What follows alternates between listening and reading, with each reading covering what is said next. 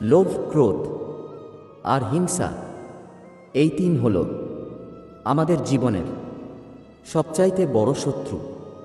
তাই এই তিন আমাদের নরকের পথে নিয়ে যায়। তাই প্রভু শ্রীকৃষ্ণ সবাইকে এই তিনকে ত্যাগ করার কথা বলেছেন। তিনি এও বলেছেন, এই তিন থেকে দূরে থাকলে জীবনে সফলতা ও যেমন আসবে, সুখও তেমন আসবে। প্রভু এও বলেছেন, নিজের বুদ্ধি যদি কারোর ক্ষতির কাজে ব্যবহার হয়, তাহলে সেই বুদ্ধি থাকার চেয়ে না থাকাই ভালো।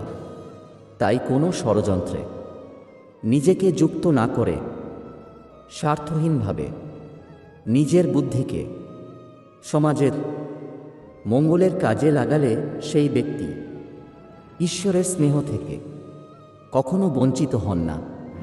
তাই সবাই মিলে বলি, হরে কৃষ্ণ, কৃষ্ণ কৃষ্ণ হরে হরে।